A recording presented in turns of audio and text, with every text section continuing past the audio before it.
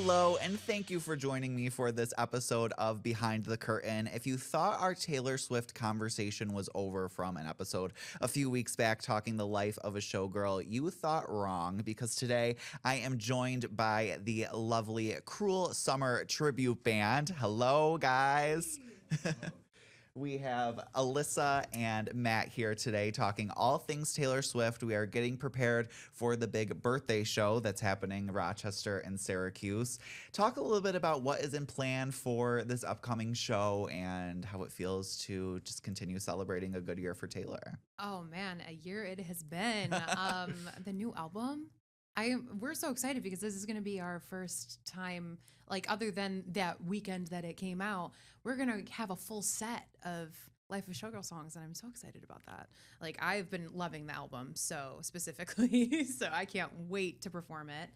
And yeah, it's just I'm excited. Yeah, I think the songs really lend themselves, for the live show.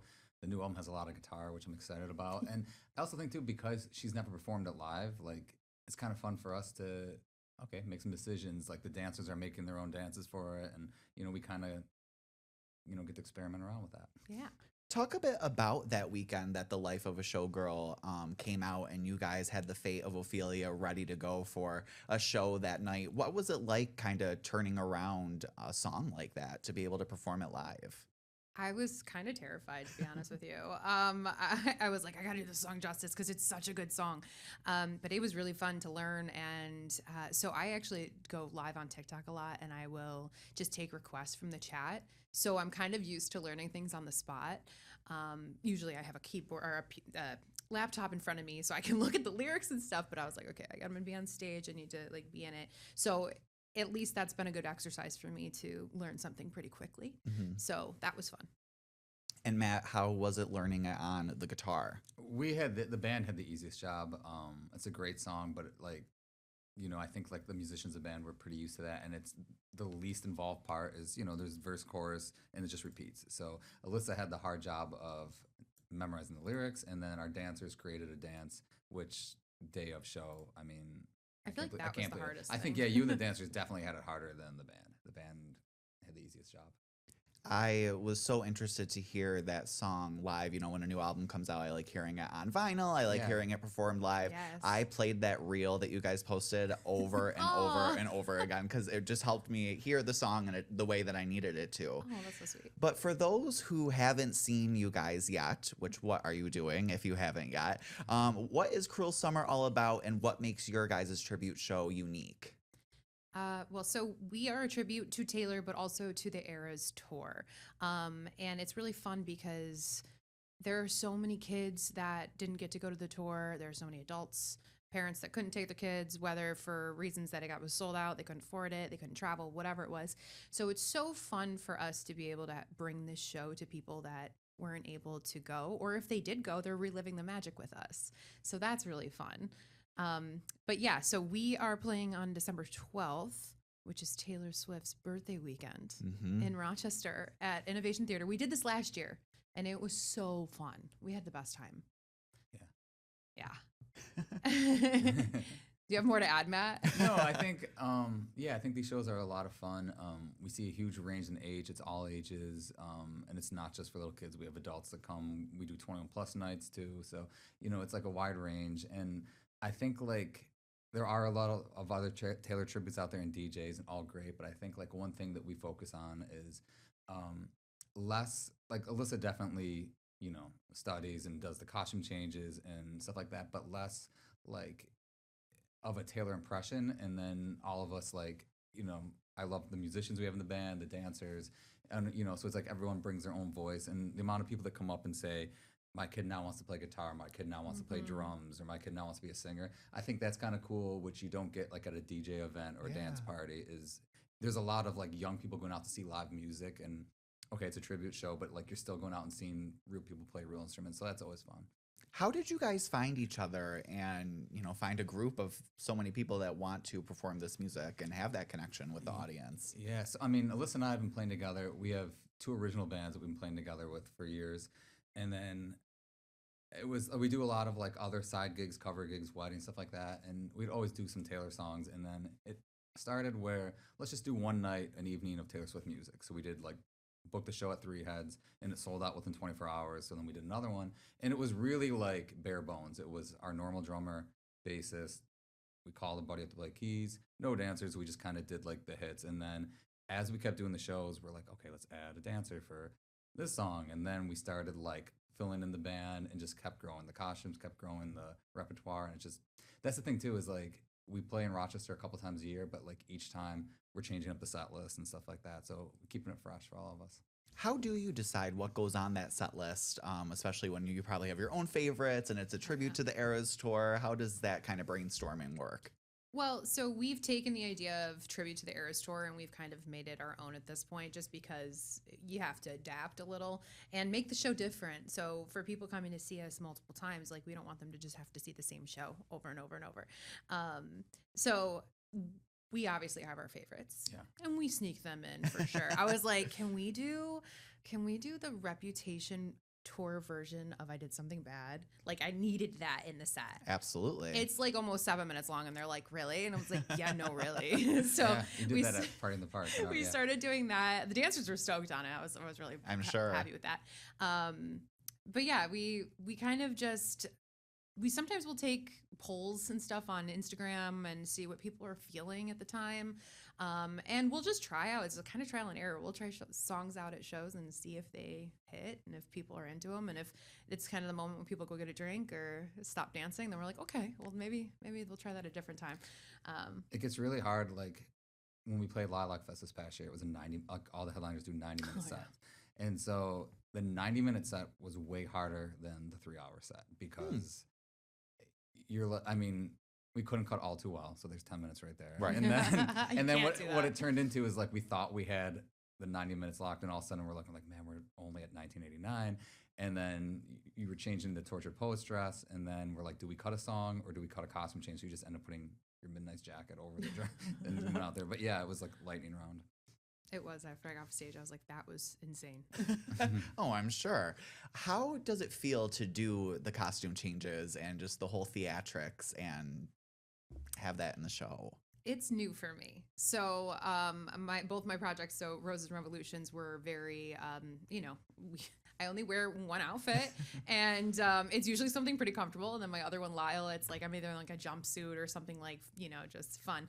So this was really different for me for multiple reasons. Obviously doing the changes during the show and being on a time limit. But also like the types of clothes I'm wearing, which, the sparkles and the tights and it's like, it's so fun and it's so different, and the corsets, but it's stressful. It's so stressful. I'm like, but I love my band because they give me such a good opportunity to do it. If I'm not out in time, they'll just keep, looping something. And they're probably like, where is she? Yeah. Like, get your butt out here. But I have changed in trailers. Like I'm talking like back of truck trailers, not like a nice trailer. Right. I changed in a propane tank little area and I was stepping on rocks with my bare feet. The places I've changed in my car behind the stage. So we always make it work. It's kind of funny, actually. The theater will be nice. Yeah. Having a moment to like go into the theater where it's actually meant to be that. That'll be fun. So yeah, no, I love it. I think it's so fun. I did a lower scale, definitely not at the scale that you guys do, but for my birthday 2023, I did the Eras tour. I converted my whole backyard into a performance space, and I had the outfits. I did it for every era and did not have the luxury of a band that could keep looping. So it was just like the digital files that I had. It was like, all right, you got to be changed in 60 seconds. And it's just like, how does she do this? Oh, I need to see photos of that though. Yes. I'll send them personally. That's secretly incredible. That's amazing. But yeah, see, it's stressful, isn't it? 100%. Did you have the Torture Poet? Oh, it wasn't yet. Nope, it was. It was August 2023. Okay. So yes, it was there. Oh, that's right. Oh, okay. Oh my gosh. And it was all edited and ready to go. And then I was like, all right, perfect. And then she adds the set. I'm like, well, now I got to change the whole show. But it was definitely worth it. Oh, I'm sure it was. That's so fun. And what's fun about the Cruel Summer Tribute Band is that you have the dancers and the whole production to play with and have it in the show. Talk a little bit about the choreography from the dancer's perspective. Is it kind of mimicking? Is it original? How does that factor into the show? That's a great question. They are very proudly they create it from scratch. I think there is some inspiration taken from Mandy Moore, who's the choreographer for Taylor. But they're very much original, and it's incredible to me when I watch them do it. I'm like, okay, and I've like tried to learn some steps. I'm like, this is actually way harder than I thought it was. But like Matt said, for Fate of Ophelia, they had what 12 hours to put a dance together and sleep like in that time by the time we got to Buffalo for our show, and they came up with a whole dance, and it's not like a simple like, oh, I'm just gonna snap my fingers. It was like a whole choreographed dance, which is so crazy to me. But they're so in sync, they're so enthusiastic, the kids and the adult, everyone loves them. They add to the hype.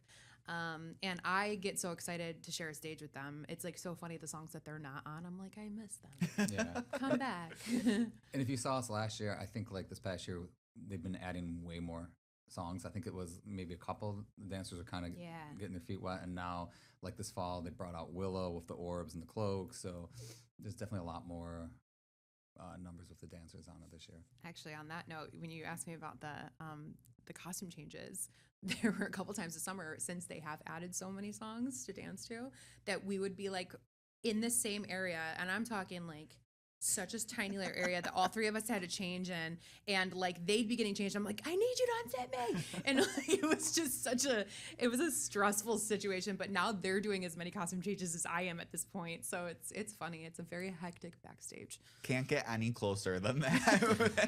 If you've been through that together, you guys will do everything together. 100%. Now, I know there's obviously a lot of set list demands. We were talking about how you pick them for the show, but how for your voice do you kind of approach Taylor's catalog, and what's the biggest challenge there? I love that question.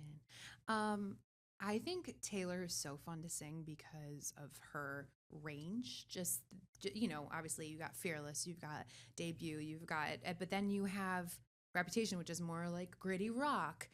And then obviously the pop. I think 1989 is the hardest to sing, by the way. I'm going to put it out there. Some people would say Tortured Poets, like with Who's Afraid of Little Me. I got it.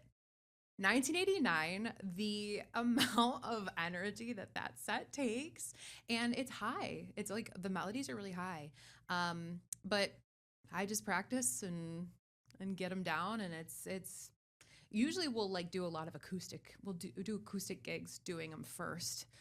Which always helps me get my feet wet with that too. So, and then adding the full band, and then I have some power behind me, so I can kind of just be more confident with it. Matt, what about for you? Favorite eras to perform, or anything tricky for the guitar?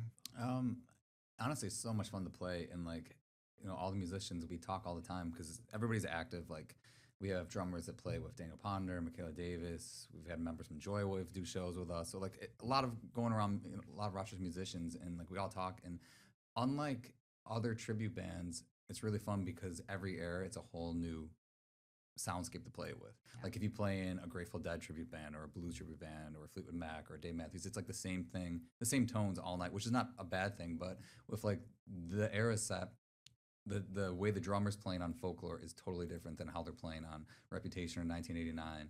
And the new album too, it's like kind of like dreamy, a little bit alty, like there's a lot of guitar in there. I'm already excited. So it's really fun that like, each era you get to change as a guitar player your tones. Like the pop country stuff is very different than the sounds I'm using on Midnights. So I have a blast with it. And with having the control over what the life of a showgirl live can kind of look like, since hasn't been performed live, how are you guys having fun with that? Oh, we were just doing this the other day. We're trying to think of some fun mashups. I'm like what would Taylor do? And just pick our favorite songs and ones that seem to be the fan favorites right now. And obviously, as next year goes by and we do more shows, we can swap out some songs. But I know for sure that the Fate of Ophelia and Opalite are necessities. Ruin the Friendship is my favorite song. Me personally. too. Yes, it's such a good song. Yes, it really is. It's like everything about it, the melody, the lyrics. I mean, just heart wrenching. So yeah, we're trying to figure out what to put in there right now, but we have our like definites, and then we're like, Canceled would be a really fun one because of guitar and stuff. The other thing is, where would you put it in the set too? Yeah, actually, where would you put it in the set? Oh gosh. I don't know. I know, isn't that weird? I think that's the biggest thing that we're having an issue, not issue with, but the thing that we're thinking about the most right now is like where to put it. Right. Huh. That's I an interesting know. one to think about. I know. I know. Getting back to the fans, I know that you said that you have had just some great encounters with them, but how do they treat the show? Is it like they're going to the Eras Tour with the friendship bracelets and outfits? Talk a little bit about what you've seen. Yeah, I think that's best case scenario is when you have those type of shows, and it's just everyone there celebrating the music and dressing up, and Yeah, it's so fun, and people put so much effort into their outfits, like they did for the Eras Tour, and that's actually this coat, my little fringe jacket. I figured this out from a fellow fan that made them for the Eras Tour, and she's like, "Oh yeah, it's super easy to make. You can, you just." And she told me how, and I was like, "Oh, okay." So yeah, I learned things from them too, but they all look amazing. For sure. Yeah. And just talk a little bit about what's something people would be surprised to learn about putting on a tribute performance. Is there anything you've learned along the way then from being in Roses and Revolutions, you said it was Yeah. called, about some of those differences? yeah, I mean, playing original music is very different than this. And I think we've all talked about like the amount of energy that we see at these shows is something none of us have ever experienced. I mean, we did with one of our original projects. We'll tour like we did like a 2-month tour with Daughtry, and it's fun. You're the opening band, and you're playing original music, and you get a good response, but it's nowhere near like this. And again, we can't take credit for it. It's Taylor's fans and Taylor's music, but it's really after doing this for a while, all the musicians, it is definitely very inspiring to see, people's first concert, and it's like you're seeing the energy, the excitement that you don't always see anymore when you're playing show after show after show. So I mean, like that has been very inspiring for all of us, and it just makes us all want to keep, elevating the show and pushing even further. For sure. What about you, Alyssa? Yeah, no, same. I think it makes you feel like a rock star. I'll tell you that. Like, I'm like, oh, if this is like a fraction of what Taylor must feel when she goes on that stage, man. It's just exciting. It's fun. It's different. I feel like it's a little bit, you don't have to take it so seriously. Not saying that I don't take it seriously, but it's different when you're playing your own music that you've written and put your whole heart and soul into. And you're like, oh, how are people are they gonna like it? Are they gonna respond well to it?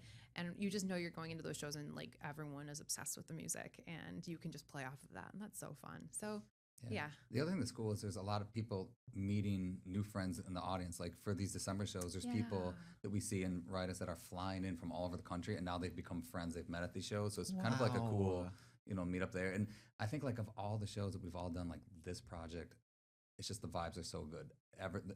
All ages, everybody's getting along, everyone's having a fun time. It's just, a great place to be. Really good vibes all around. Any fun pre-show rituals that have to happen before the show goes on, either together or individually? Am I allowed to say a dick? maybe. Just kidding. We just have like a shot of water and call it a really, no, I'm just kidding. But we usually like do get a bite to eat and pizza or something and have a drink and just kind of like go over the set together and discuss any changes and things. And I do stretch and warm up my voice. And I set out all of my costumes. That's really important because the times that I haven't done that and then I've had to run back and be like, where's the shoe? Where's this? It's just stressful for everyone. So I just get ahead of it and put it all together out in the backstage area. So. Talk a little bit about, I know that you said you guys were at Lilac Festival and now you are in the theater. Talk about the difference between those outdoor shows instead of having a place to change. Yeah. The outdoor versus indoor show kind of experience. Yeah, biggest thing for me is I don't have to check the weather. It's like the outdoor shows, it's like I feel like musicians romanticize it, and it's like we were lucky we had the perfect night at Lilac. Party in the Park, it was touch and go during soundcheck. We couldn't get the stage all the way up. The weather held out for the show, but it's like when in the summertime, it's like if you have the perfect night, it's great, but the lead up when you're checking the weather, it's tons of anxiety. So the indoor show is gonna be great. It's like the theater, you have so much more control over the production, the stage and stuff like that. So we're really looking forward to it again. Yeah, I'm with him on that. Just having to check the weather for outdoor shows is not enjoyable because you then it might get canceled and rescheduled or not rescheduled, and it's a bummer. So, For you guys personally, getting into some Taylor trivia, I guess, what Taylor era do you feel fits both your personalities the most? oh, personality. So I have two answers because personality wise, I have one, and then like singing wise, I have another. Sure. I think for personality, like I fell in love with Taylor's music when Folklore came out. And then Tortured Poets, man. But Folklore, I'm gonna stick with Folklore. And then singing wise, I love singing Reputation. Literally anything off of Reputation. Yeah, I'm the same way, I think, right? Are you? Like Folklore definitely lyrically, but then like playing, I play way more guitar on Reputation. Yeah. What do you think is your personality? I think for me, I was the same way when Folklore came out. Like I would buy all the CDs and like just keep up with the music, Yeah. but I really dove deep. I was like listening to it on a train. It was like Oh. in the wood. It was like literally like the Folklore perfect scenario. Oh yeah. So I've definitely resonated with that album the most.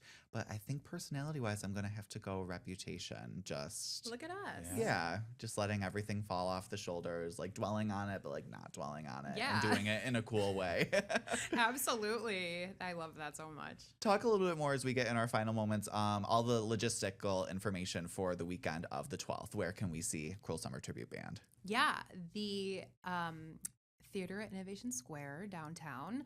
It is December 12th. Show is at 7:30, and we actually have Breezy from 90PXY doing braids of all eras. It's so she does such a good job. But the In the lobby will lobby. be open for at 5:30 for that, so you can get your hair braided and then go into the show. And we're going through all the eras, including the life of a showgirl.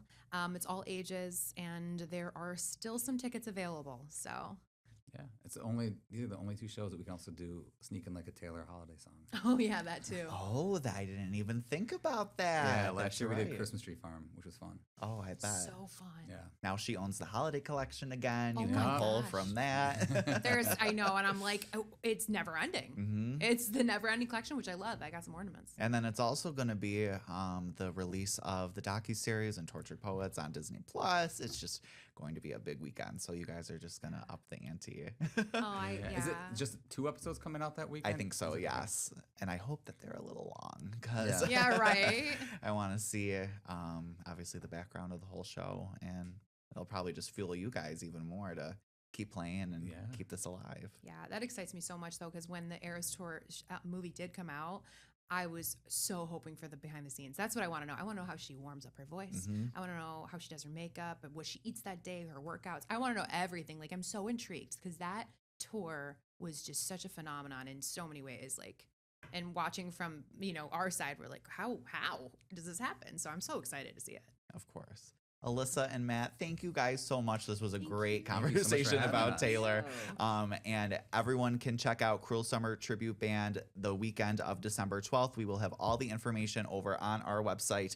That is rochesterfirst.com. Coming up after the break, Nickelodeon star Kel Mitchell talks all things Giving Tuesday as we continue to shop for this holiday season. We'll be right back.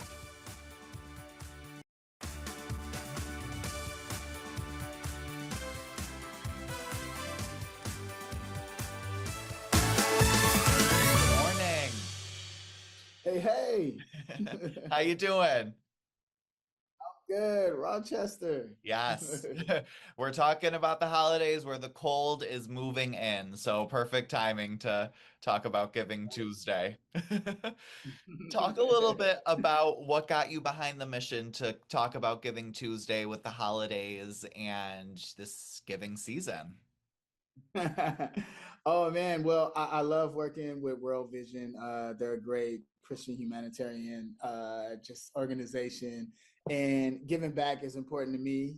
Especially during the holidays, you want to do that, but then all the time. World Vision does this all the time, and I know we started working together way back during the pandemic, and I just love working with them, and I think it's great. Yeah.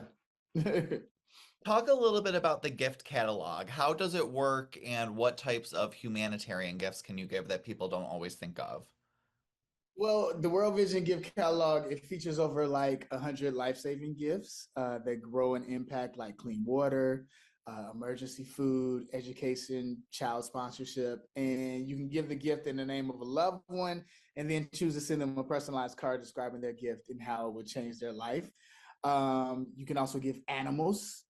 So if you get let's say you get on the catalog and you do $100 donation, that $100 donation could feed a family for days. You know what I mean? Because they can take that and take 16 cups of milk daily, and buy a goat. You could purchase a goat, and that could help a family as well. So it's definitely cool. And then my kids, they like that because it's like, oh man, we purchased a goat for a family, so let them help. Yeah.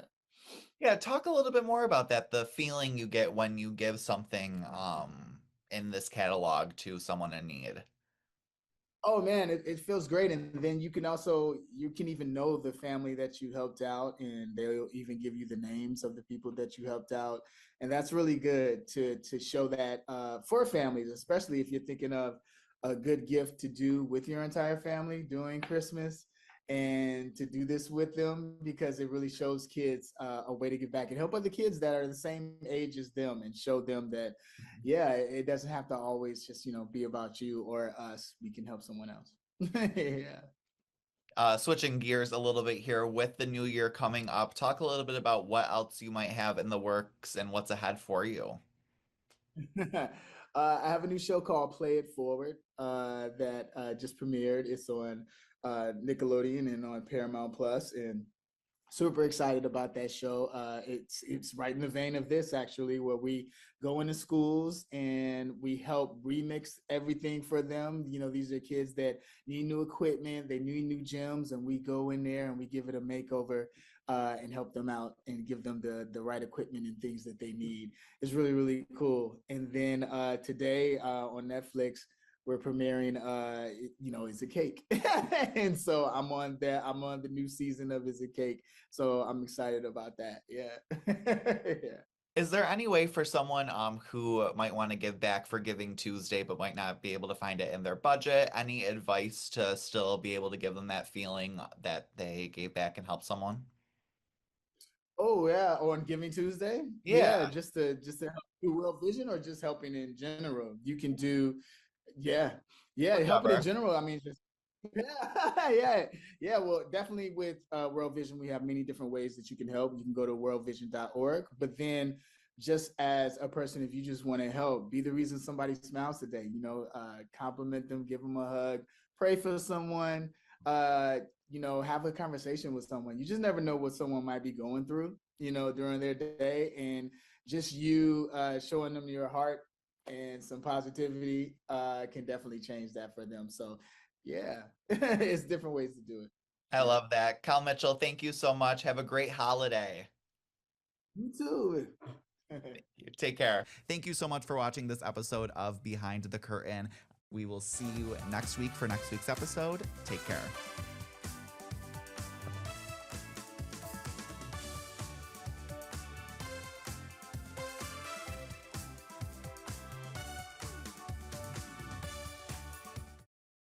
Get the Rochester First streaming app today for everything you love from News 8 On Demand, plus exclusive shows you won't see anywhere else. Search ROC and download for free on Roku, Amazon Fire, and Apple TV.